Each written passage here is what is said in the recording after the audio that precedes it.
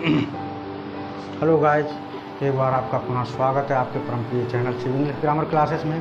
मैं आपका विजय सर आपका हार्दिक स्वागत करता हूं। आज दोस्तों मैं पास्ट परफेक्ट टेंस लेकर के आया हूं। ये भी बहुत कन्फ्यूजन वाला टेंस है, और अगर आपने ये टेंस समझ लिया तो समझ लीजिए बहुत कुछ समझ लिया। इसको मैंने दो पार्ट्स में डिवाइड किया है, पार्ट 1 और पार्ट 2। तो इसमें और पास्ट इंडिफिनिट टेंस में ज़्यादा अंतर नहीं होता है। उसको भी आप ध्यान से एक बार समझने की कोशिश करते हैं कि क्या है, उसके लिए भी मैं आपको बताने वाला हूँ। तो सबसे पहले हम बिना देरी के अपने विषय पर आते हैं, पास्ट परफेक्ट टेंस के ऊपर। इसका पार्ट 1 में आप देखिएगा, जिसमें एक एक्शन वर्ब हो, कोई भी सब्जेक्ट के द्वारा एक कार्य किया जा रहा है, ठीक है। तो उसके लिए ये नियम आप देखिएगा। जिन पहचान क्या होती है, जिन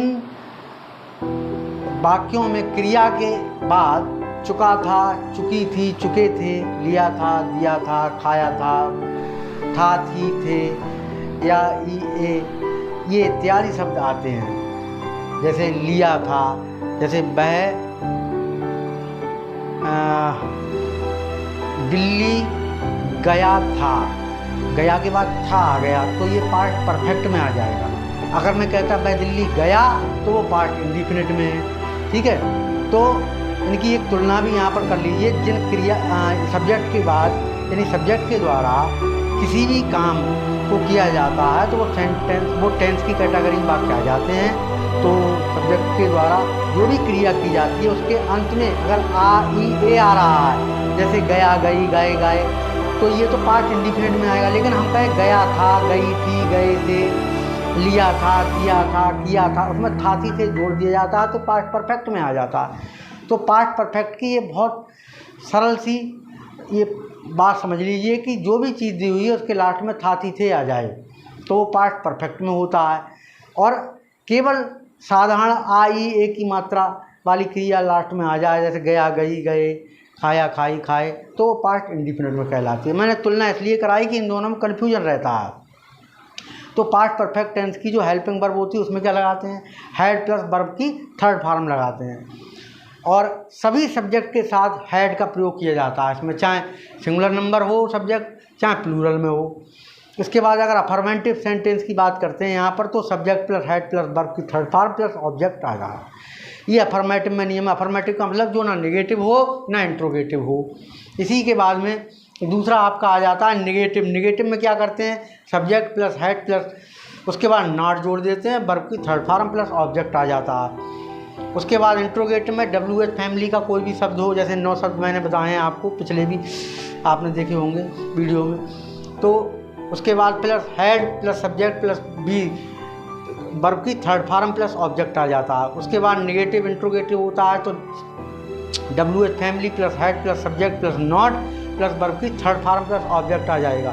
स्पेशल केसेस में क्या करते हैं, स्पेशल केसेस में इंट्रोगेटिव होता है, WH फैमिली का सदस्य है कोई भी, अगर वो सब्जेक्ट का काम कर रहा है तो वो उसके बाद में फिर आपका हैड प्लस वर्ब की थर्ड फॉर्म आ जाती है। जैसे मैं ये कहूँ कि कौन दिल्ली जा चुका था, तो कौन क्या है, वही सब्जेक्ट है, तो उसमें हु फिर वही सब्जेक्ट का काम कर रहा है तो उसके बाद डायरेक्ट हैड आ जाएगा, ठीक है, who had gone to Delhi.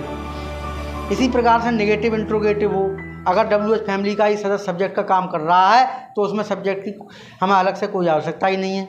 उसके बाद हैड के बाद नॉट आ जाएगा, बी थर्ड फॉर्म आ जाएगी, ऑब्जेक्ट आ जाएगा। ये सादा सी बात हो गई।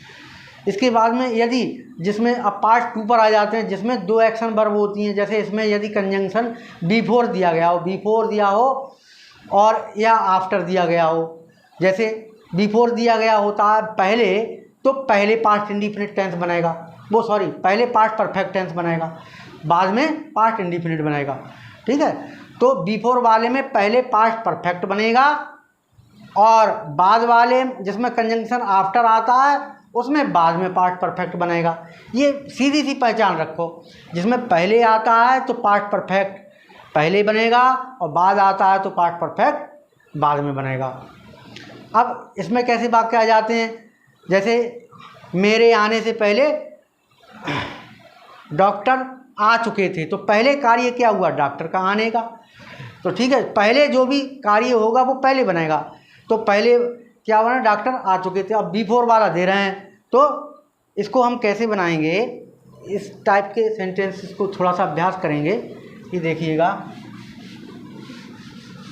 जैसे मैं आपसे कहूँ कि 2 एक्शन वर्ब वाले आप समझ लीजिए। मेरे आने से पहले डॉक्टर आ चुके थे। अब इसमें चुका था, चुकी थी, चुके थे आ रहा है, तो पास्ट परफेक्ट का है, पहचान है।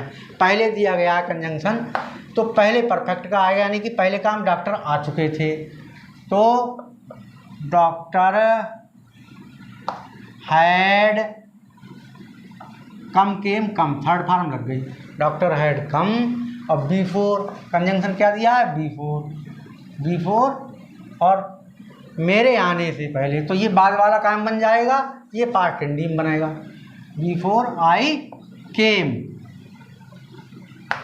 अंग्रेजी में बाद वाला पहले बनता है, पहले वाला बाद में बनता है। पहले दिया गया हो तो पहले परफेक्ट बन जाएगा, पास्ट परफेक्ट, और बाद वाला पास्ट इंडी में चला जाएगा। ये बात सीधी सी है। ऐसे ही बहुत सारे वाक्य आप बना सकते हैं, इनकी अभ्यास कर सकते हैं।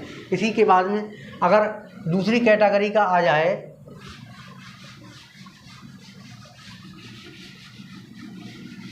बाद वाला आ जाए, जैसे एक दे दूं, तुम्हारे जाने के बाद वह आया। अब बाद दे रहे हैं तो बाद में पास्ट परफेक्ट बनेगा, तो पहले पास्ट इंडिफिनिट बनेगा। बाद दिया गया है कंजंक्शन, तो पहले पास्ट इंडिफिनिट बनेगा। वह आया, सब्जेक्ट क्या है, वह, ही, ये पास्ट इंडीम बनेगा, पास्ट इंडिफिनिट। ही केम आफ्टर, तुम्हारे जाने के बाद। अब ये बाद वाला, बाद आया तो बाद में पास्ट परफेक्ट बनेगा। आफ्टर यू हैड गॉन, यानी कि हैड प्लस वर्ब की थर्ड फॉर्म आ गई। इसी प्रकार से हम नेगेटिव का अभ्यास कर सकते हैं। अगर नेगेटिव में वही नियम लागू होगा जो जिस टेंस का होगा वाक्य। जो पहले अगर पास्ट इंडी बन रहा है तो पास्ट इंडिफिनिट का नेगेटिव का लगेगा। जैसे क्या हो जाएगा, he did not come, okay, after you had gone. मैं ये कहूँ तुम्हारे जाने के बाद वह नहीं आया, तो वही नियम है। तो इसमें थोड़ी सी बात घुमा दी गई है, ज़्यादा कठिन हमको करना नहीं है। हमने बहुत सरल तरीके से बहुत कम समय में बताया। इसको सीखने के लिए आपको महीने, 2 महीने, 4 महीने भी लग सकते हैं, क्योंकि ये कन्फ्यूजन वाला टेंस रहता है। तो सबसे पहले हमको ये पहचान करनी चाहिए कि वाक्य हमारा पास्ट इंडिफिनिट का है या पास्ट परफेक्ट का है। अगर आपने यही मसला हल कर लिया तो आधी समस्या आपकी वहाँ सॉल्व हो जाएगी। और बाद में आप देख लीजिए कि एक्शन वर्ब एक है या 2 हैं। एक है तो आप साधारण तरीके से बनाइएगा, लास्ट में क्या है देख लेंगे, और 2 होती हैं तो इसमें आफ्टर और बिफोर वाला नियम याद कर लेंगे। इसको आप जल्दी से स्क्रीनशॉट इसका ले लेंगे और अपने दिमाग में रखेंगे। बहुत कम समय में मैंने आपको ये बात समझाने की कोशिश की। जय हिंद, जय भारत।